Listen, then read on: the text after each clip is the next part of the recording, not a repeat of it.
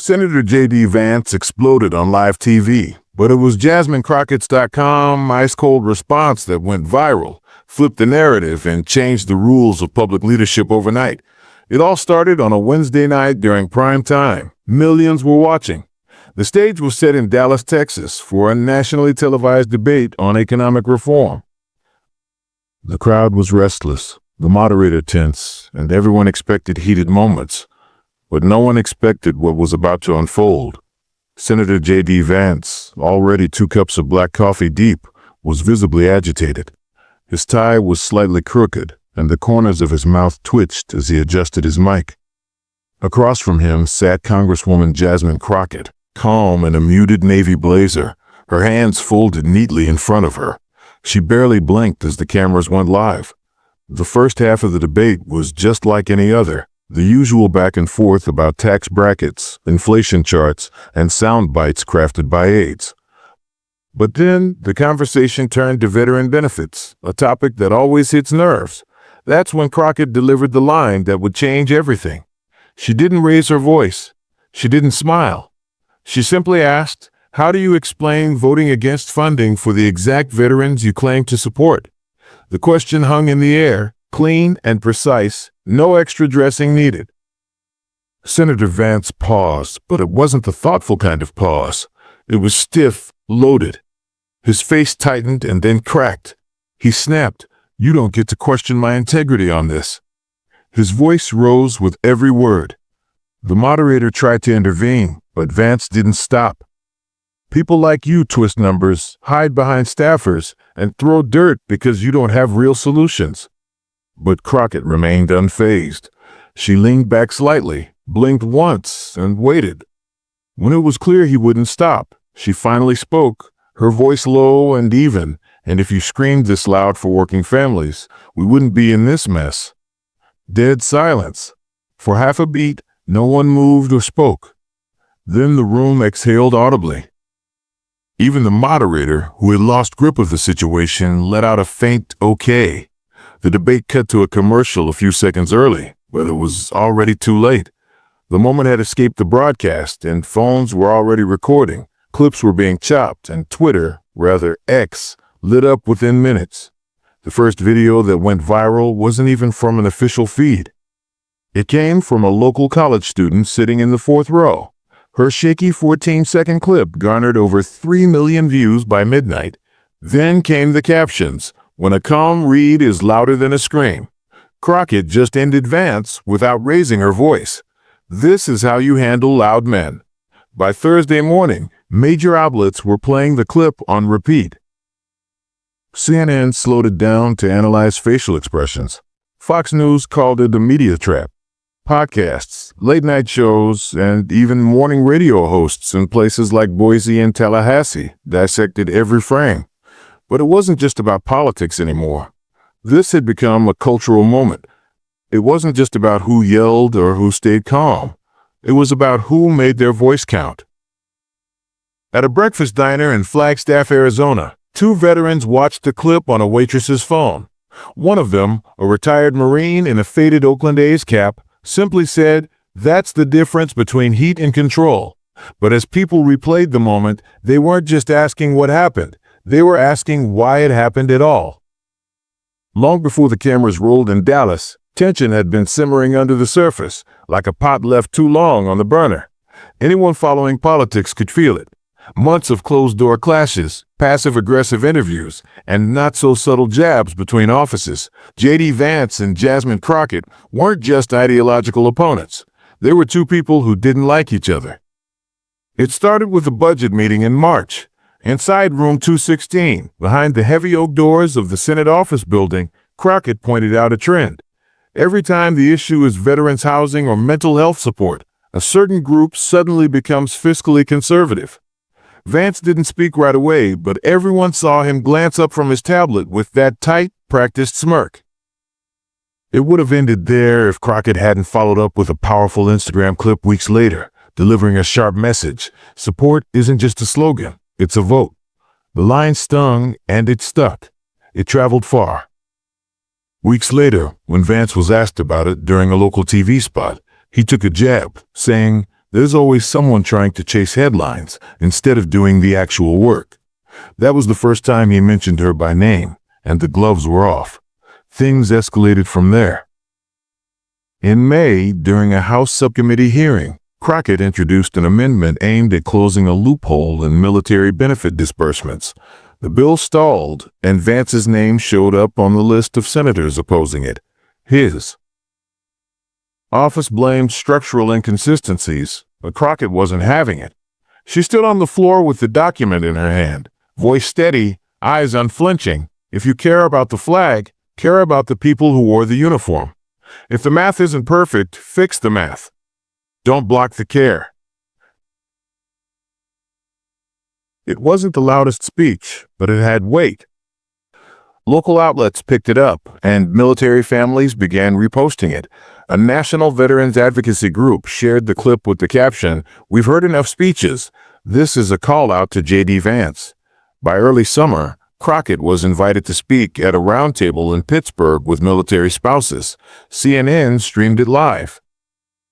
She didn't mention Vance, but the implication was clear. We need fewer slogans, more service. By the time the Dallas debate was confirmed, everyone knew it wouldn't be civil. Vance's team tried to control the narrative, sending pre-approved topics to producers, requesting more time for economic policy discussions and fewer personal confrontations. But Crockett's camp didn't budge. She wasn't there to spar. She was there to clarify. Behind closed doors, both teams prepared like it was a heavyweight title fight. Vance practiced zingers and rapid responses, pacing his office with a legal pad filled with rebuttals. Crockett, meanwhile, focused on tone, pauses, timing, not just what to say, but when to say it. This wasn't just about one vote or one moment. It was about years of pent-up frustration between two very different public figures, representing two very different communities. JD Vance from Middletown, Ohio, with his working-class grit, and Jasmine Crockett from South Dallas, with the weight of expectation and pressure to be perfect just to be taken seriously. As the debate began, JD Vance shifted in his chair, elbows out, posture tight, ready for the fight. Crockett, on the other hand, sat still, palms on her lap, eyes tracking every motion like she was predicting the tempo. And when the moment came, when Vance tried to swing, Crockett was ready. She didn't need to yell. She didn't need to argue. She only needed the last word. It was a moment that shifted everything in an instant. Congresswoman Jasmine Crockett, sitting calmly at the debate stage, remained unfazed as her opponent, Senator JD Vance, erupted with anger. Crockett didn't react, didn't even scribble a note as the topic of inflation was discussed. She spoke with clean precision, outlining how policy decisions affected real people, single parents, and elderly folks living on fixed incomes. She didn't attack, she simply told stories about the people in her district. The studio was quiet except for the soft whir of the overhead lights and the occasional scratch of a pen on a notepad. But the calm didn't last. 32 minutes in, the topic shifted to veterans, and the air in the room changed. The moderator turned to Crockett. "Congresswoman Crockett, in May you criticized Senator Vance's opposition to the Veteran Resource Stability Act. Do you stand by those comments?" Crockett didn't flinch. "Yes, absolutely. It's not personal, but when someone votes against helping veterans access mental health care, there's no polite way to phrase that." She didn't look at Vance when she said it, but he was already reacting. Vance leaned forward, his voice rising. "Excuse me, I voted against a flawed bill, not against veterans. You're spinning half-truths to score points with TikTok activists." Crockett looked at him, unfazed, and calmly asked, "Which part was half-true? The vote or the result?" Vance scoffed and snapped back, "You want to grandstand? That's your lane, but don't you question my record on service. I've walked beside these men and women." "I'm not questioning your service," Crockett replied coolly. "I'm questioning your follow-through." That's when Vance exploded.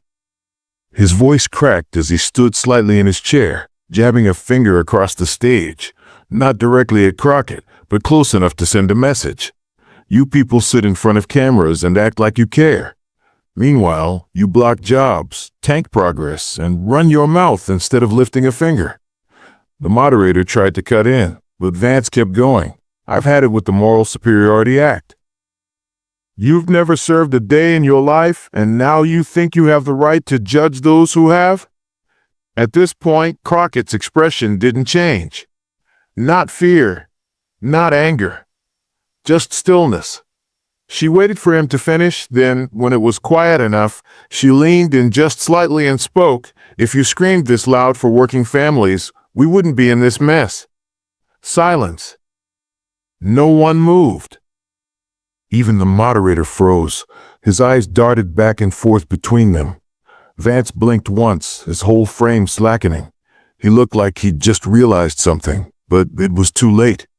Crockett had already turned back to the moderator, and the tension hung in the air. She didn't gloat. She didn't smirk. She let the weight of her sentence just hang there. The moderator cleared his throat and muttered, "Let's move on," but the moment had already been cemented. Backstage, Crockett's assistant, Trina, covered her mouth, eyes wide. In Vance's green room, no one spoke. That moment wasn't just a debate gaffe. It was a pivot. It was the moment everything changed. Outside the studio, something bigger was brewing. A college junior named Raina Livingston, sitting 2 rows behind the moderator, wasn't supposed to be filming. But when Vance shouted and Crockett leaned back with that now famous stare, Raina hit record. 14 seconds. That's all it took. By the time the audience began filing out, Raina had already posted the clip to her X account with the caption, "She said it without blinking." The clip went viral in minutes. Within 10 minutes, it was reposted by political meme pages, comedians, and even a veteran advocacy group. By the time Crockett was back in her dressing room, the video had surpassed 1 million views. By midnight, it had tripled. The media jumped on it. MSNBC aired the clip every 15 minutes, and Fox News ran a breaking point segment on the confrontation. TikTok exploded. Young users chopped the clip into viral mashups. One even overlaid Crockett's line onto footage of Beyoncé walking off stage. But as the meme spread, the more serious responses carried weight. A retired Army medic, Ken Hollow, uploaded a video saying, "I don't care if you're Republican or Democrat, if you vote against vets, don't yell about loyalty on TV." That woman said the truth plain and clean. His video hit 1 million views in 88 hours. Celebrities joined in too. A-list actors, late-night hosts, even a country singer from Arkansas retweeted the clip with the caption, "Real ones don't need to raise their voice." Meanwhile, both camps were scrambling. Vance's team met in a hotel conference room past midnight. Half wanted him to apologize, the other half insisted he double down. JD sat quietly, replaying the moment on loop from a tablet, muttering, "She set me up." Back in Crockett's room, her phone buzzed nonstop. Messages poured in from friends, law professors, and strangers alike. Her chief of staff read aloud a message from a voter in Arizona. "My daughter just asked me who that lady was. I told her someone who didn't yell but still got heard." Crockett didn't smile. She sat there, jacket off, sipping lukewarm water. "This wasn't supposed to go viral," she muttered under her breath. Trina looked up, asking, "Do you think it's a bad thing?" "No," Crockett replied, "but now it's no longer about the vote. It's about the tone." The debate quickly shifted from policy to tone. Cable news panels argued over whether Vance's anger was justified or reckless. Was Crockett's calm response stoic professionalism, or was it cold political calculation? By the weekend, the clip had transformed into a larger conversation about control, public image, and who is allowed to raise their voice. Kids even reenacted the scene on Instagram Reels and Snapchat. A middle school teacher in Kansas shared, "Half my 8th grade class quoted Crockett's line during a mock debate exercise." While the internet turned a live moment into viral commentary, Crockett and Vance were still dealing with the human cost. The camera shut off. The studio lights dimmed. The applause faded into hallway chatter. But for both Crockett and Vance, the moment hadn't ended. It had just changed shape.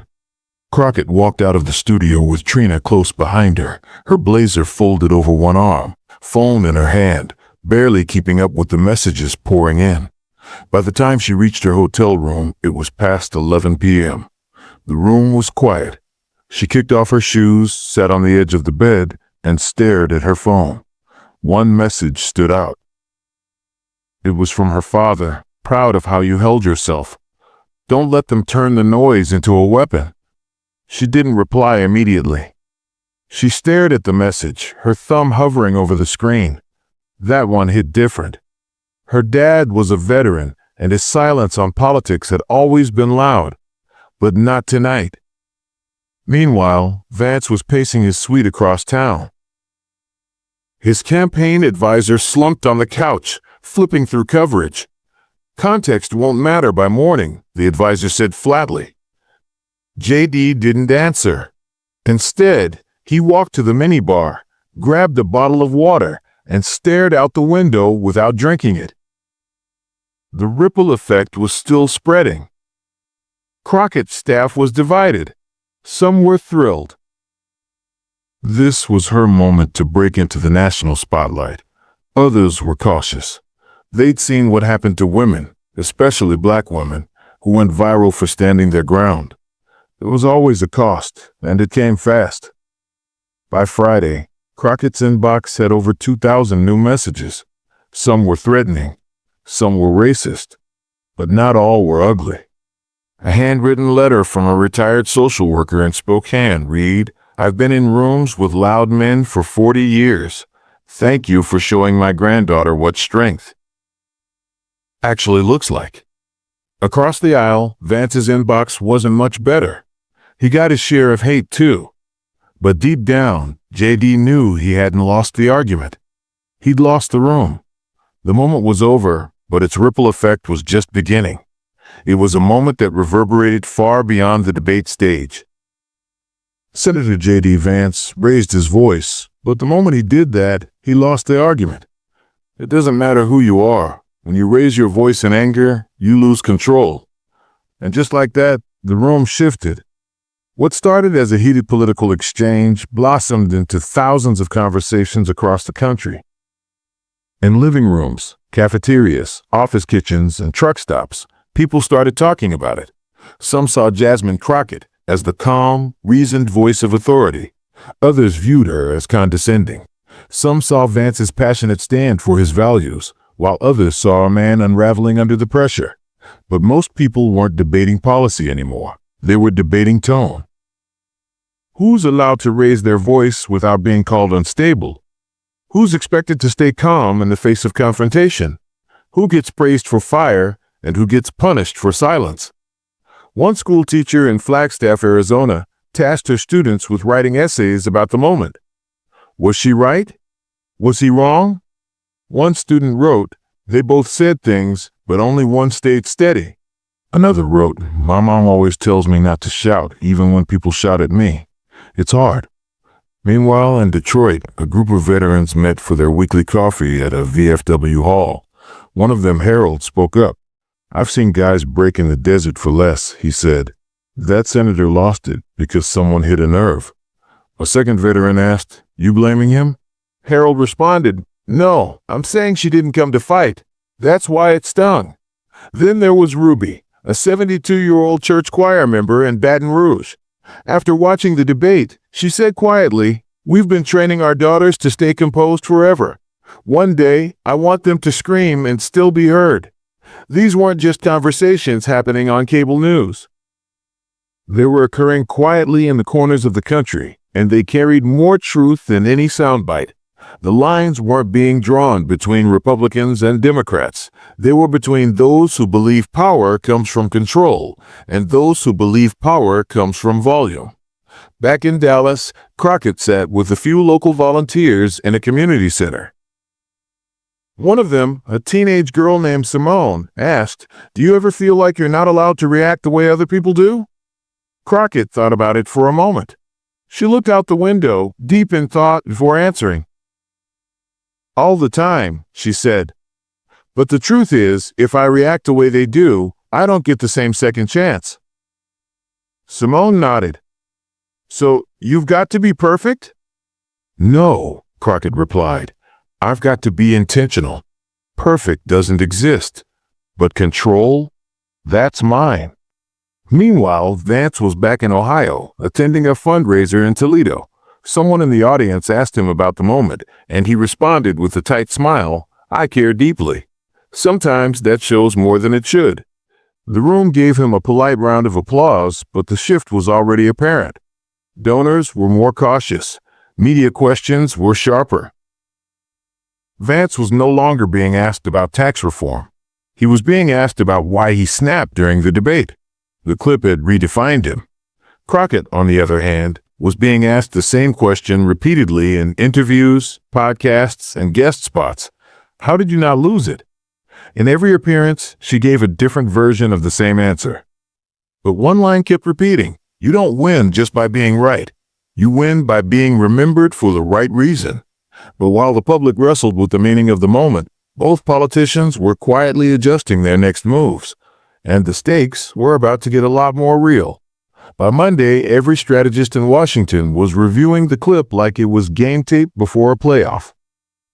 Vance's communications team gathered in a narrow office in D.C. Charts on polling shifts were taped to the walls, but no one was really looking at them. They were replaying that moment over and over, trying to diagnose what went wrong. A younger staffer spoke up. Maybe people aren't mad, he yelled. Maybe they're mad he looked like every guy who loses his cool when he's losing the argument. An older advisor, gray-haired and stone-faced, tapped a folder on the table and said, You're missing it. This is about performance. She played it better. She let him spiral. Doesn't matter if she was right. What matters is that she looked composed and he looked rattled. JD Vance walked into the room midway through. He was tired, not pretending otherwise. He'd done 3 radio interviews that morning, all softball questions, and none of them had made him feel any better. He scanned the room and said flatly, Tell me how we take control back. But there wasn't a clean answer. The narrative had already slipped from their hands. Across town, Crockett's team met in a rented townhouse they had been using during her recent media tour. Unlike Vance's war room, it wasn't filled with papers, laptops, or coffee cups. It was quiet, deliberate. Trina, her assistant, spoke first. They keep trying to frame it like it was some chess move. Like you calculated it. Crockett shook her head. They always do. If a woman doesn't flinch, it's strategic. If a man loses it, it's passionate. One of her interns looked up from his phone and asked, People are asking if you baited him. Crockett didn't laugh. I didn't have to. He brought the fire with him. That was the core of it. JD Vance didn't lose because of the facts. He lost because he played into the very stereotype Crockett had been trained her whole career to avoid. There's a fine line between genuine frustration and political theater. Vance crossed that line in front of millions. He gave them everything they needed. A veteran named Ellis Graham from Scranton, Pennsylvania, posted a video explaining why he initially sided with Vance. I know that anger, he said. I felt that anger. You come back from serving, hear politicians toss around slogans, and you get hot. But Crockett wasn't mocking him. She wasn't trying to out-yell him. She let him speak for himself. Ellis's post made the rounds in veteran circles. It hit differently for many people. It reminded them that while politicians may be playing roles, the issues they argue about, veterans care, housing, mental health, are real. People were tired of political theater, tired of shouting contests where nothing got solved. One comment under the original clip from Erica, a school nurse in Santa Fe, received over 60,000 likes. I don't care if you're red or blue. If you can't keep it together on live TV, how are you supposed to lead when the stakes are real? Even inside Congress, there were quiet conversations brewing. Lawmakers who had never spoken directly to Crockett sent brief emails, simple and intentional. Well done. In Vance's camp, the silence he hoped for wasn't coming. Some younger GOP reps began distancing themselves. He got played, and he knows it, one said off the record. By the end of the week, the viral moment had morphed from a headline into a litmus test. Media outlets began calling it the moment.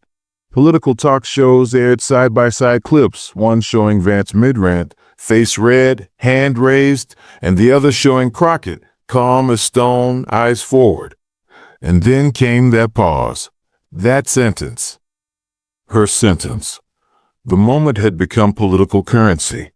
Backroom conversations began shifting. Progressive groups began floating Crockett's name in bigger conversations, Senate, cabinet possibilities. Not because of the issue at hand, but because of how she held the moment. Vance, meanwhile, retreated. He canceled public events in Ohio. His team rambled for a strategy to regain control, but nothing worked. Every attempt to reframe the debate only sent the clip trending again. Crockett, on the other hand, leaned into the moment without overselling it. Her interviews were measured. She didn't gloat. She reminded viewers of the real issue. Veterans care, not the outburst. But she didn't have to say much anymore. The public was speaking for her. In Wisconsin, a group of veterans started a petition demanding lawmakers reconsider the Veteran Resource Stability Act, the same bill Vance had voted against. Crockett's online fundraising spiked by 300% in under 48 hours. Vance, on the other hand, saw a slight dip in his support. It wasn't huge, but it was noticeable. By the weekend, the media had shifted its focus from the exchange to the optics. In Indiana, a lifelong conservative named Vince posted on Facebook, "I might not agree with Crockett on everything, but damn, she showed up like a leader." And that's when it became clear. The moment wasn't just about the policy. It was about the reaction, the restraint, the difference between making a point and losing your place. Jasmine Crockett didn't plan to go viral. She didn't rehearse a takedown. She asked a question, and when the answer came in heat, she didn't match it. She waited. She answered once, and that echoed louder than the rant that preceded it. In an interview weeks later, she was asked how the moment had changed her. She paused. "It didn't change me. It reminded me who's watching." And that, in the end, was the lesson. Composure doesn't mean weakness. Calm doesn't mean retreat. Sometimes, the quiet voice wins the room and leaves a mark long after the shouting stops. If you found this story powerful, go ahead and subscribe. We've got more stories where truth speaks louder than volume.